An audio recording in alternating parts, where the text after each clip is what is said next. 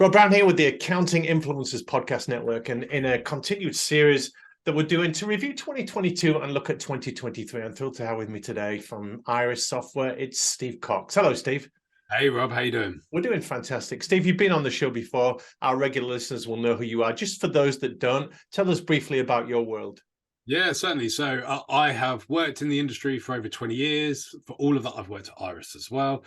Qualified accountant, done a multitude of different roles, but ultimately my role as head of market insights is looking at the professions, accountancy and others, and looking at what's going on, what accountants need to do to improve and hit their own goals, but also to look at what's coming around the corner and look at the future years as well and help to guide people as to how they can seize it as an opportunity. Yeah.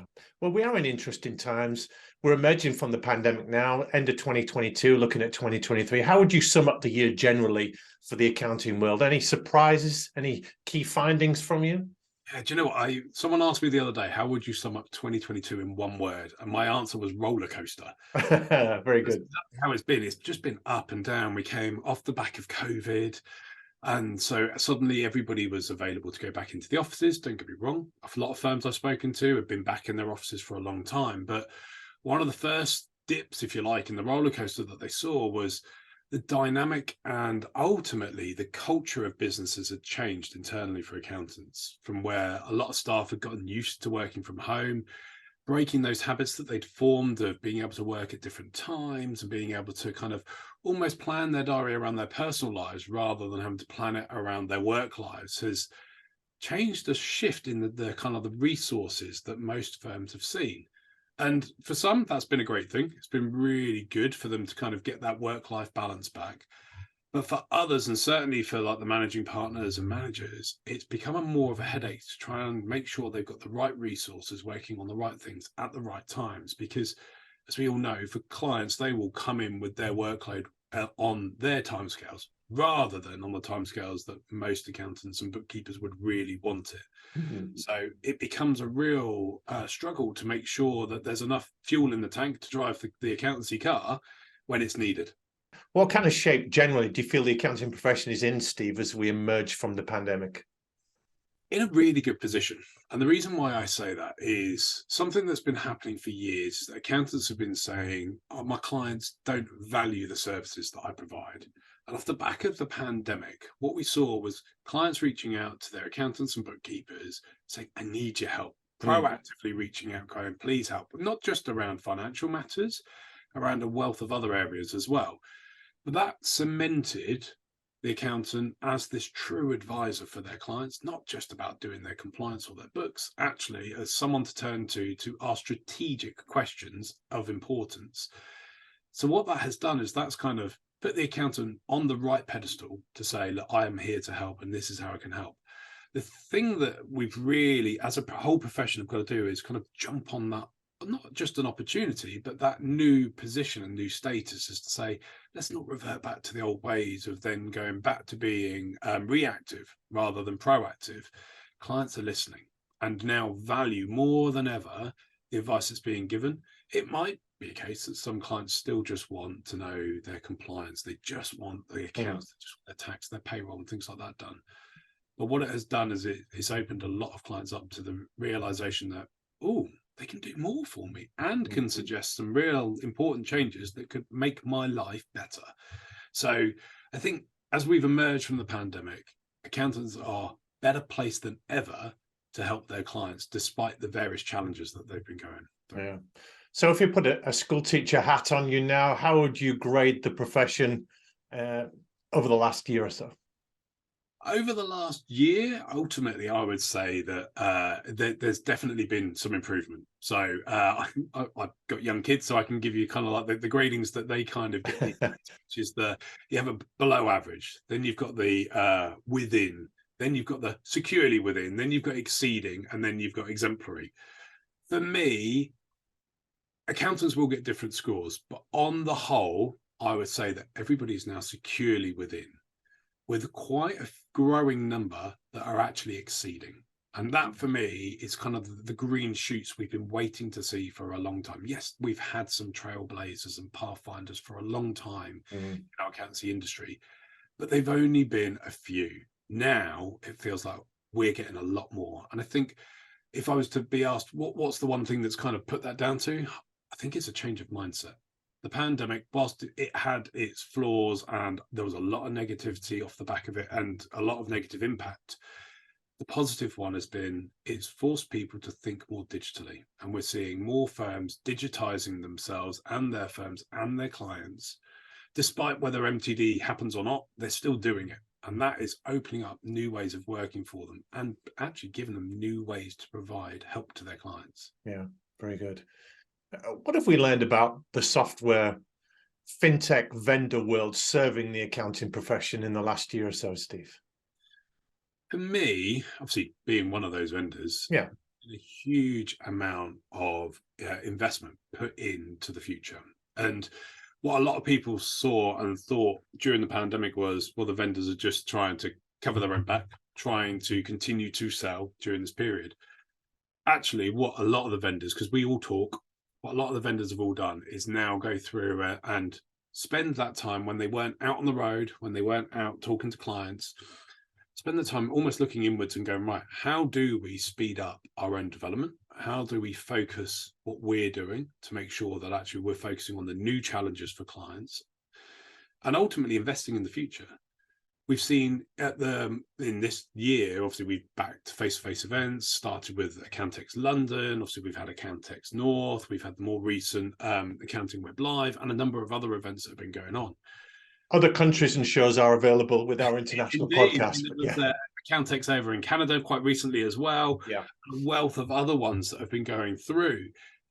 Overall, what we have seen is that not only have the existing vendors come out with new ways of working, new solutions, and the bulk of those have been in cloud developments, but what we're also seeing is a number of new vendors coming up who have seen a particular problem and have gone, right, I'm going to use the new technology. It's ready to go and get my hands on. So I'm going to go and develop that and then bring it to market. And what they've been doing is they've been doing that during this kind of COVID hibernation period for vendors and have suddenly come out there and gone, ta-da, we've got something new for you. And we're seeing that not just in the traditional areas of where new vendors would come in, which is around the kind of the added value and advisory pieces, but actually new vendors coming to compliance, which historically people have said has been too hard to break into. The real underlying thing is cloud.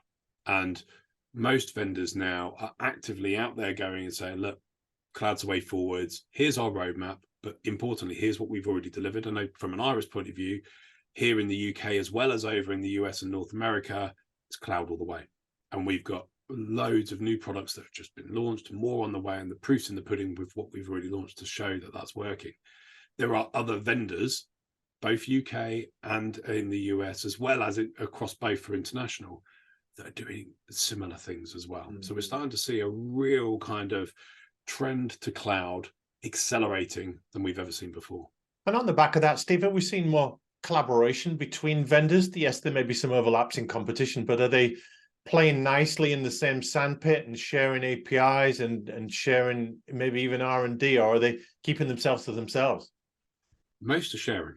And it's kind of like when you think about your kids, right? That you ask them to share the toys. Yes. Kids don't normally listen, but the vendors are. Vendors are sharing their toys and they're now going, look, I've got this data for these clients. You have similar sets. Wouldn't it be great if we were able to transfer that data between the two through these APIs? A lot of the vendors will talk regularly. We hold our own meetings to be able to talk and say, look, this is what we're doing. Here's how we can help clients. And actually, we're seeing a number of new partnerships coming off the back of that.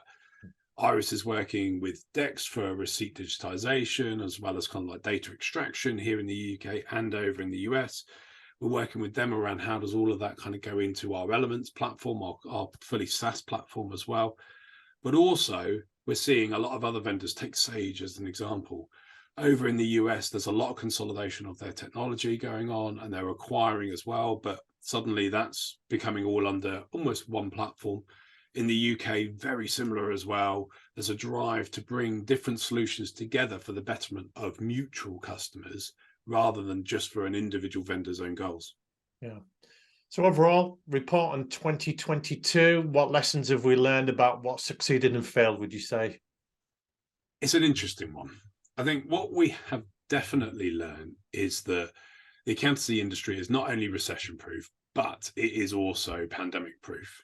Right. Number of new accountancy firms in the UK and bookkeeping firms that have incorporated and have set themselves up in the last 2 years, let alone this year, has gone through the roof. We are seeing more people entering this profession because they see it as a secure profession to be within. So the future's bright, the future's accountancy. Yeah.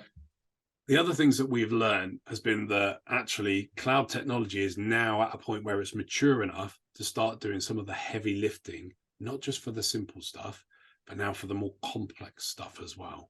And the thing that we are definitely seeing is that a number of vendors are now opening up their plans and saying, here's what we're doing, and are being transparent about that. And if you haven't heard from your vendor, I would strongly suggest that you do speak to them and say, right, show me where the future is. The bits where people have failed, though, is where they've tried to go it alone.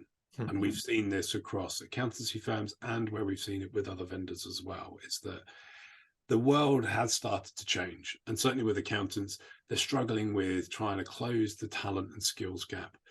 But actually, do you need to sometimes? Can you not work together with another accountancy firm to start to share the workloads? Because there'll be great things that you and your team are good at, and another firm will be actually better at other areas. So why would you not start to share those skills between you for the mutual benefit of your clients? And the same is being done within the vendor world. More and more opening of APIs is coming up, more and more sharing of data and intelligence for the mutual benefit of the profession as a whole. That's going to be interesting to see if accountants can play nicely together with the same client base. That will be good. So let's look ahead to 2023, Steve. Let's start with the main challenges that are coming up for accountants and firms. What's on your agenda? The number one for me is all around talent and resources. We have seen this, I'm not going to say it as a talent drought, but it's almost like a thinning of talent. And what do I mean by that? There are more people working within the profession than ever. But what we're seeing is that they're being spread more thinly over the number of businesses and firms that they represent as accountancy and bookkeeping firms. That means that rather than it becoming more competitive for your clients, it's actually becoming more competitive to get the good staff in, and even harder to retain them. Yeah. This skills gap and talent gap now has become more of a competitive nature piece than anything else. What a lot of firms have kind of recognized that they need to do next year is twofold. Is one, consider, do they need to have those skills in-house, or could they outsource them to another firm or to an outsourcing or an insourcing firm who could do the work probably for a less cost? The second thing that firms have also said is on their agenda for 2023 is productivity.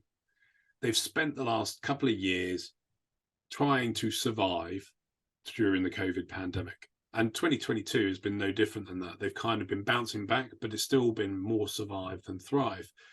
2023, most firms are optimistic and they've gone, right, we've been away for a couple of years. I need to know how I can improve my firm. How can I improve productivity? If I can't hire, I still need to drive my bottom line.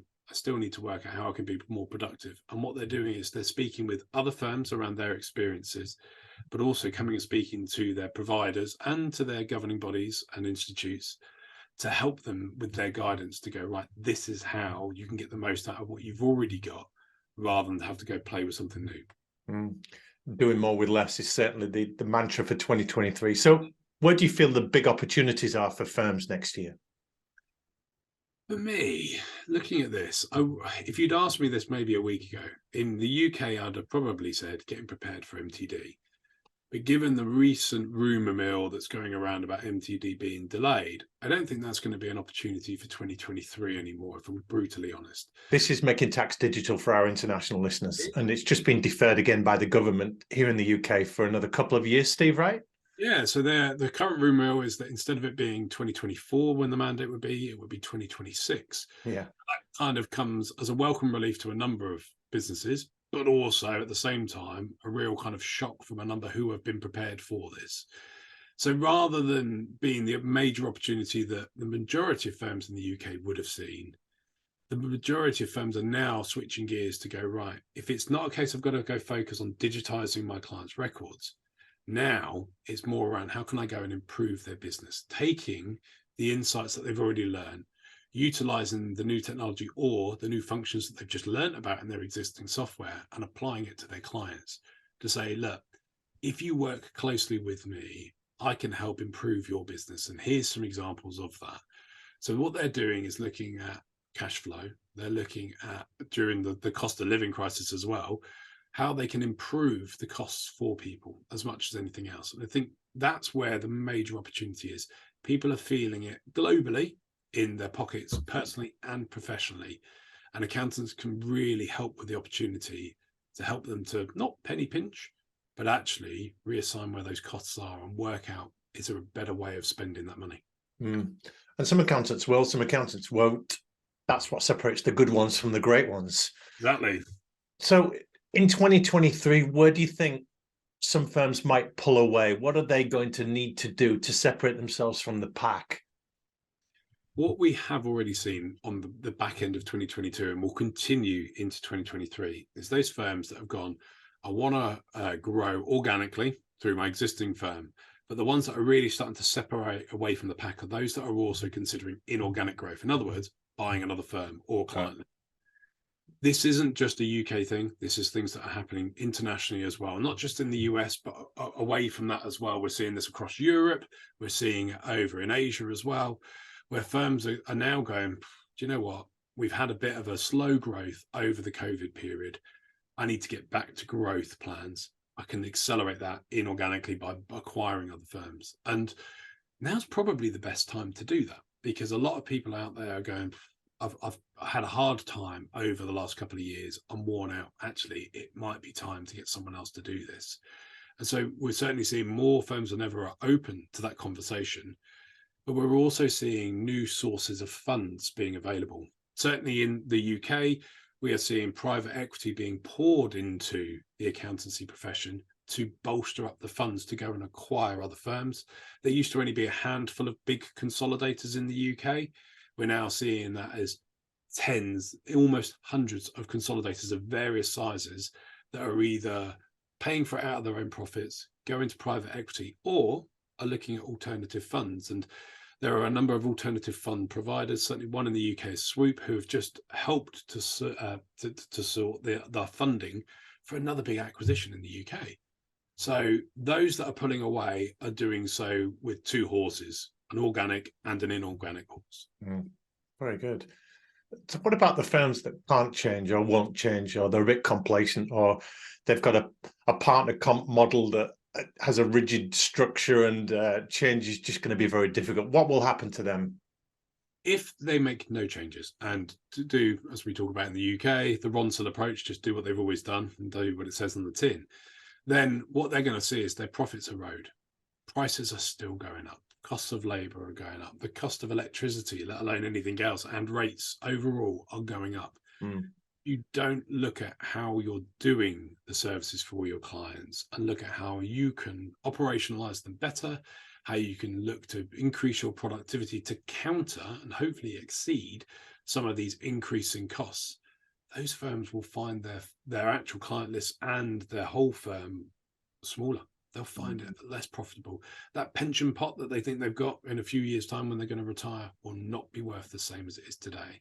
So actually focusing on productivity now and how you can get the most out of what you've got without spending more is step one. Step two is how much can I go and digitize my firm and ultimately automate it using technology, because we know that firms who are more digitized and their clients are more digitized will get a higher value for their client list than those that haven't. So ultimately, it's a two-step process, even for those that don't want to change or want to continue on the steady path. The only way that they'll be able to succeed with their goals is still to look inwards as to how they can do it. And what about your world, Steve? The vendors, the support ecosystem for the accounting profession. What's coming up for you guys? Quite a lot. 2023 is probably going to be, it's certainly within an Iris world, one of the most exciting years that I've seen in my 20 plus years with this business.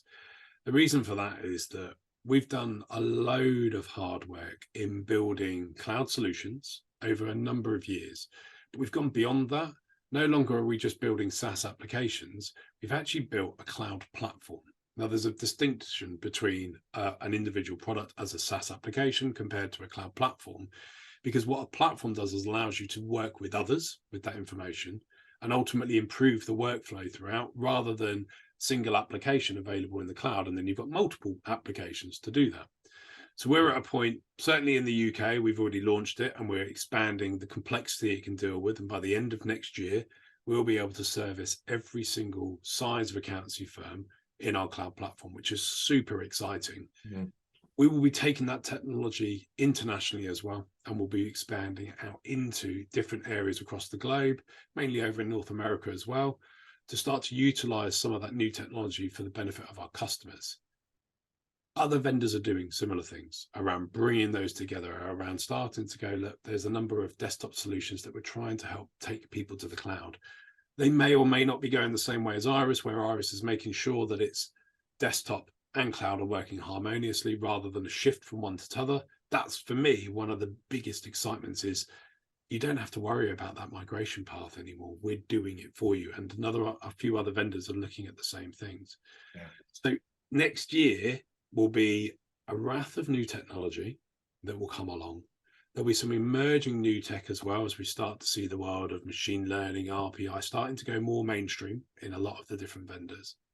And we've already seen a lot of people talking about crypto being a new technology that can be utilized. But if we think of it more like for Bitcoins and digital currencies, this is becoming more mainstream for accountants to provide as a service for their clients around doing the compliance and the monitoring thereof. And the vendors are very aware of that and are working on how they can provide those solutions for it. Goodness. Exciting times? Hugely so. 2023 looks like it's going to be a very exciting time. Let's just hope we don't have another pandemic. But ultimately, from what we can see so far, the future is definitely bright. Yeah, brilliant. Steve Cox, thanks so much for your time and your insights. That's been exceptional.